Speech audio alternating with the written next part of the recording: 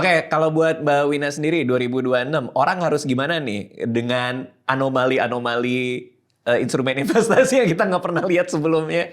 Emas tiba-tiba begini, IHSG begitu, tapi saham-saham yang dikatakan fundamental masih gitu-gitu aja gitu. Kita harus ngapain melihat Ada naik turun yang ini? jarang dibahas orang, kita harus terus tahu cara menghasilkan uang. Oke. Gue benci banget ngomong gini, Dit. Gue Star Trek fan ya. Dunia yang ideal buat gue adalah gue gak ada kerjaan. Karena kita gak butuh duit. Di dunia Star Trek, financial planner itu bangkrut, tutup. Oke. Ya gak sih? Iya. Tapi kenyataannya kita belum seperti Star Trek. Gue maunya nih kita mau stand up komedi aja gak ada duitnya gak apa-apa. Tapi semua orang datang Iya. nonton rame.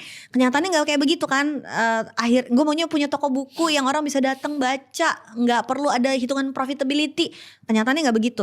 Jadi akhirnya produk mau going sideways, tiba-tiba naik atau tahu-tahu dia plummet. Yang penting itu adalah kita selalu tahu dan bisa menghasilkan uang.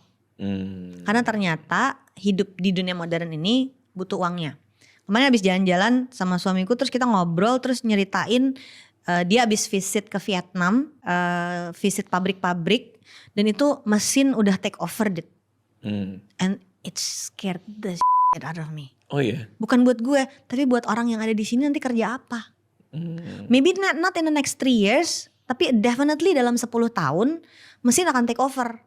Karena ngeri banget apa yang bisa dikerjain misalnya jualan paper plastic bag gitu ya untuk packaging. Kalau di sini harganya 10.000, di sana udah bisa 7.000 karena dia pakai mesin. Dan di si buku Talking About Economics to My Daughter itu dibahas juga tuh. Dan itu tidak baik untuk ekonomi karena kalau di ekonomi uang hasil jualannya harus dikasih jadi gaji itu dipakai karyawan atau buruh untuk belanja. Mesin gak belanja. Iya. Nah, artinya kita mesti belajar cara menghasilkan uang.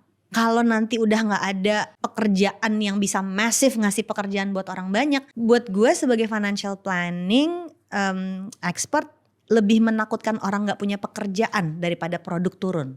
I see. Itu lebih menakutkan karena begitu orang tidak punya penghasilan, dia daya belinya gimana? Itu lebih menakutkan buat gue.